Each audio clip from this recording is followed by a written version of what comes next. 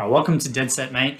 We're here talking about politics, economics, a little bit of history, culture, all that good stuff, and it's all Australian. So today we're going to talk about Australian house prices and what's going on. We're going to read an article from The Guardian, and we're going to talk a little bit about what we think is going to happen with house prices. So recently we've seen massive increases in property prices, 20% increases in the last year. Sydney house prices where I live, things are going absolutely crazy.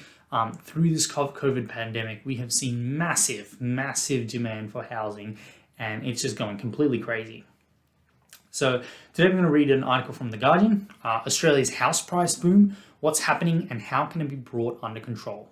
The property frenzy is locking young people out of the market and creating economic risks. Will anything stop it? So one of the things we've noticed is that there aren't any actual government regulatory bodies that look at house prices in and of themselves. All of them are interested in making sure banks are okay, making sure that the financial system continues to operate. Those are the things that people look at. But in terms of housing affordability, whether or not people have houses to live in, less so, much less so. We don't see conversation and we don't see regulations that are actually target housing affordability as their core principle. So Australian house prices are soaring even more than usual. In Sydney, they're up 19% in the past year, and in Melbourne, they're up 15% based on official figures. CoreLogic's index say they're up 18.4% across the country in that time, the fastest pace of growth since 1989. The median dwelling price in Sydney is now an eye-watering $1.19 million. Given what the median wage is, $1.19 million is not something the median person living in Sydney can afford unless they have a giant number of assets. So the time that it takes to save up a deposit sufficient to buy a median house for a medium income earner, it's just simply not possible. Frenzy has been helped along by record low interest rates, allowing people to borrow more. The official cash rate has been stuck at 0.1% since November, when it was reduced from an already rock bottom 0.25%. The Reserve Bank of Australia says it can't go any lower. And basically that's what they're doing right now, because these short-term interest rates can't go any lower. They're going out and buying bonds, and that's the term funding facility. They are buying huge numbers of bonds. I think it's something like $188 billion worth of bonds will be bought by that term funding facility. Something like $4 or $5 billion a week is being spent trying to buy bonds. How this works is that bonds reflect what the interest rate is going to be in 3 years' time, in 5 years' time, so on and so forth. And by buying those bonds, basically it's kind of putting a pull down on those interest rates 3 years later. So what the RBA is doing right now is they can't pull interest rates today down any lower. So they're trying to pull interest rates down in the future as a means of further easing monetary policy. And then as a result, the average home loan rate is about 2 to 3%, well above inflation, which is currently at 3.8%. Also, fueling the boom has been an increase in household savings caused by people who are working from home during the pandemic, reducing their spending. So obviously home loan rates are crazy low. We're seeing household savings go up because people don't have anything to spend their money on. I mean, there's only so much crap you can buy on Amazon and eBay. At the end of the day, if you can't go out to restaurants, you can't go out to go take a holiday, all of those kinds of things. You can't even buy a car because, I mean, what would that be for? You can't really spend much of your money, and so all of that is building up in savings, and that's also supporting people going out and putting down big deposits on houses. Remember, when everyone in the market has a giant amount of money, that money isn't worth anything, right? If I have $10 and you have $10, at the end of the day, we are at the same place we were before. We just bid up prices even higher. The other thing that's not being mentioned here is that One of the things with this COVID crisis is that supply has been really, really hampered. So obviously there was a period of time where places like Sydney, we couldn't build houses, and that really meant that only existing housing stock was available. And the other thing that happened was, as a result of the pandemic, no one who was trying to sell their primary place of residence, well, there's a lot of uncertainty about selling your primary place of residence. You don't want to move. You don't want to call movers and have them trek through your house, move all your stuff. Who knows, who has what.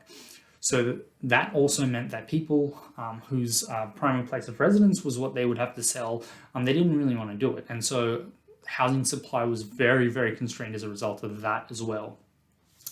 Are there risks, and are experts concerned? Yes, the Council of Financial Regulators met last week and on Wednesday issued a statement saying it was mindful that a period of credit growth materially outpacing growth in household income would add to the medium-term risks facing the economy, notwithstanding that lending standards remain sound. So when, a huge amount of Australians are indebted and those debts are growing higher and higher and higher, that creates a lot of precarity in the financial markets, right? Because, we will see financial crises again. We're going to have problems. We've seen what's happening with China, with Evergrande. Iron ore prices have been down, things like that. These are massive shocks to the economy, and something like that could trigger another massive shock. And then if Australians are hugely indebted, it could really, really hurt the banks. Again, these concerns are primarily about the financial system, about the banking sector. It's not about housing affordability. No one cares about housing affordability. Who gives a crap if people are homeless or if young people can't afford houses? What people care about, what these regulators care about, is will the banks make it through a financial crisis? Translated from regulators speak, this means the CFR is concerned people are borrowing much more despite wage growth in Australia being stuck in extremely sluggish to non-existent state that it's been in for years. See, wage growth is not impacted as much by the interest rates as we previously thought. This is just, it's not effective in supporting wage growth. What would much better support wage growth would be things like supporting unionization, supporting collective bargaining, supporting industrial bargaining, as many countries have in Europe. These would help with wage growth, because at the end of the day, wage growth is primarily driven by who has the power to negotiate, who has the upper hand in that conversation. The statement came after a speech from the RBA's Assistant Governor, Michelle Bullock, who last week said the bank was closely watching the buying and borrowing boom. Bullock said bulging mortgage debt could make an economic downturn worse in two ways. First, rapid price rises can increase the likelihood that some new borrowers will overstretch their financial capacity in order to obtain a new loan, making them more likely to reduce their consumption in response to shock to their incomes, she said. Second, if rapid price rises ultimately prove to be unsustainable, they could lead to sharp declines in price and turnover in the future. This in turn could result in reduced spending, both directly as a result of a decline in turnover and through the wealth effect. What is the federal government doing? Until recently, the Treasurer Josh Frydenberg thought letting credit rip was a good way to power the economy out of the COVID-19 recession. So what they're talking about here is that the wealth effect, this is where people, when they feel richer, when the value of their house has just gone from, let's say, $800,000 to $1 million, suddenly they feel wealthier. They feel like, oh, look, I have an extra $200,000 in the bank that I didn't yesterday. And it's almost kind of true. Right, when people feel like those $200,000 they have, they can go out and take a cash out mortgage on that and go out and spend that on various things. They can go out and get a reno done, or they can go take a holiday, or whatever it is. But when they feel wealthy, people do go out and spend a hell of a lot more. The opposite is also true. If we see declines in house prices, people will go back into their shells. If you've just bought $1 million house and now it's worth $900,000 and you owe basically $900,000 on that house, you suddenly don't want to go out and spend anything, because you know that that $100,000 you put down on a deposit isn't in your bank account anymore, right? You've just lost all of that money, and that's one of the things that happens. So going on from here, in September last year, he announced he wanted to get rid of responsible lending laws designed to stop banks lending customers more money than they can cope with repaying. The move, which contradicted the recommendations of the Banking Royal Commission, was publicly supported by the RBA, despite the bank's staff fearing that looser lending standards and optimistic assessments of risk could entice Australians to take on too much debt when coupled with record low rates and booming house prices. And this is one of the things that we've seen over and over with the Liberal government, is they are very, very keen to not implement good lending standards, high lending standards, because what they care about is making sure house prices are really, really high. Right? If they continue to increase, it creates that wealth effect. It makes Australians feel wealthy, and then they spend into the economy. That has been a key part of Liberal Party policies. And that's what you saw before that, they wanted to stop these lending laws, because they were like, it's okay if banks take on a bit more risk, right? It doesn't matter if people take on more debt than they can pay off. What matters is creating that wealth effect and making sure that people continue to spend into that economy. At the time, Frydenberg said the Australian Prudential Regulation Authority had powers to tighten lending standards if things got out of hand, a theme to which he has returned in recent days after regulators flagged there was a problem. What can APRA do to rein in the housing market? The regulator can use what are called macro-prudential measures to reduce the amount banks can lend. APRA has a lot of power, so there are various ways it can accomplish this, but previous measures have included making it more expensive for banks to make interest-only loans or investor loans, and simply telling banks to tighten their standards. The CFR discussed possible macroprudential responses last week and said APRA will publish a paper on what it might do over the next couple of months. Unfortunately, APRA is not there to protect individual borrowers at risk of drowning in a sea of debt. Its role is to protect banks from collapsing, and by extension, the Australian economy. And that's exactly what we're talking about here. What APRA cares about is making sure banks are protected. It's not about housing affordability. It's not about protecting borrowers. It's none of those things, right? What they care about is the banks. One thing Frydenberg could do that would benefit borrowers is abandon his quest to kill the responsible lending laws and ask ASIC, the Australian Securities and Investment Commission, to vigorously enforce the standards. However, this would represent a major backflip and annoy backbenchers who have enjoyed attacking ASIC over its pursuit of Westpac in a lawsuit over responsible lending known as the Wagyu and Shiraz case. So what we see here is Frydenberg has been very, very strong in trying to remove these laws, trying to make it so that these various banks just pretty much, even when they don't want to lend out, right, they have that ability. He wants to remove those laws altogether and let the banks take care of it, right? And what happens is that the banks know that they are massive, they are super, super important. They are basically the crux of how our financial system works, so the government would never let them fail. So they go out and they perform something called moral hazard, which is they go out and lend without worrying if it's a prudent loan or not, because the government will come in and bail them out regardless. What has been suggested in the past? Before the 2019 election, Labor proposed curbing negative gearing, which lets investors use losses on their properties to reduce their tax bills, and cutting the capital gains tax discount in half. These were pretty basic measures. These are things that the New Zealand government has done. These wouldn't even hurt the prices that much. Right now, the forecasts are for New Zealand to still continue to grow despite having gotten rid of their version of negative gearing and their version of the capital gains tax discount.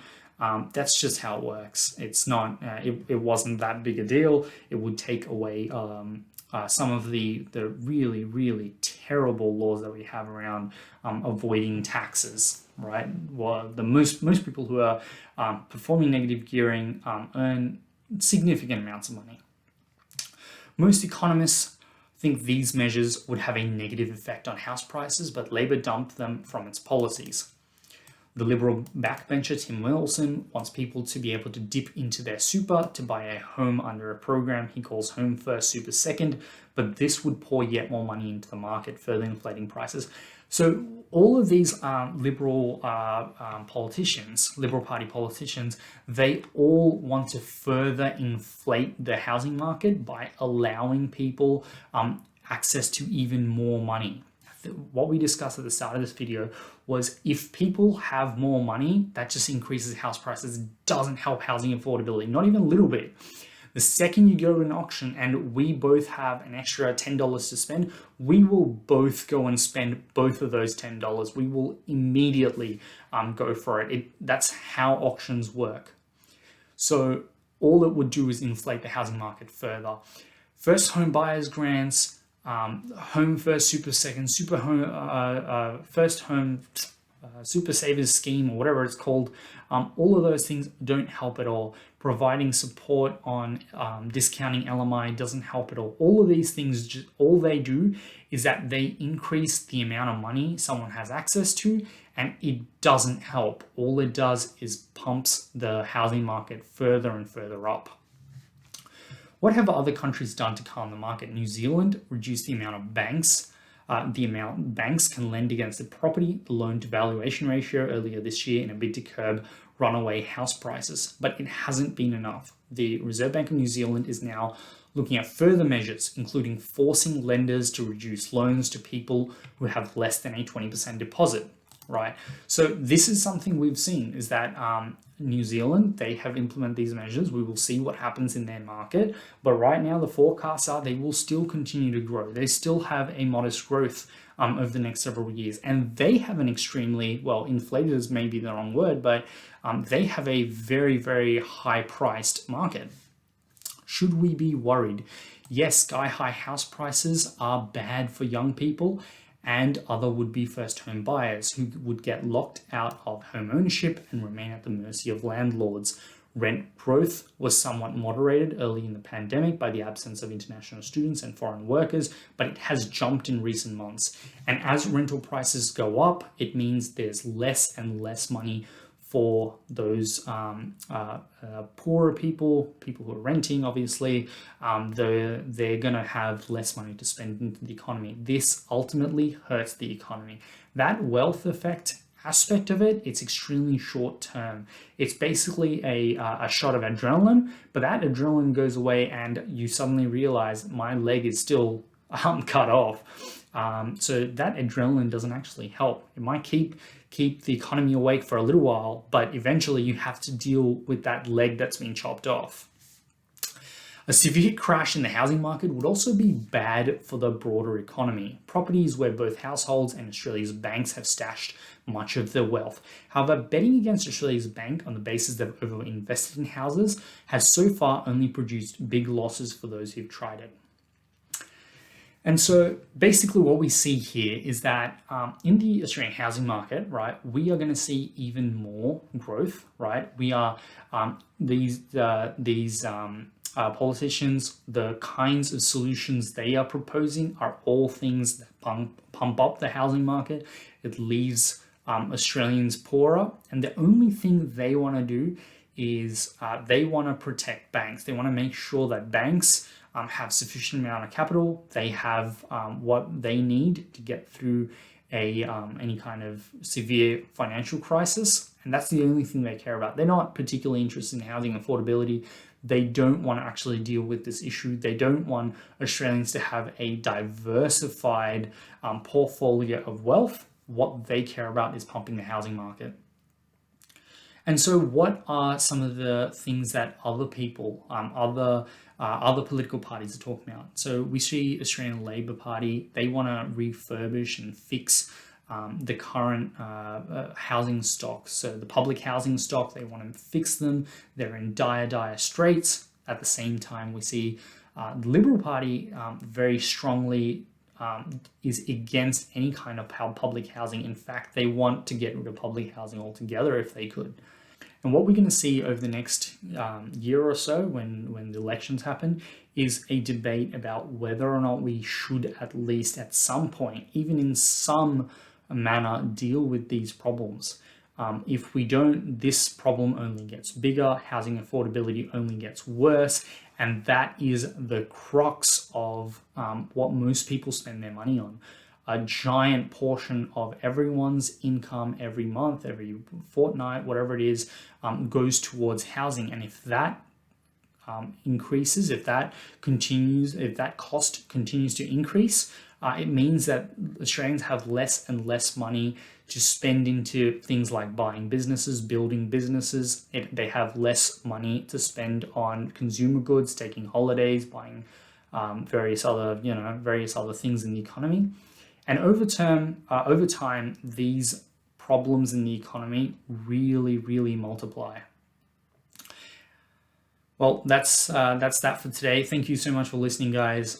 Please do like and subscribe. It's very important that these kinds of videos do get supported by you. And if you like this content, please do help us out by hitting that like button. Thanks.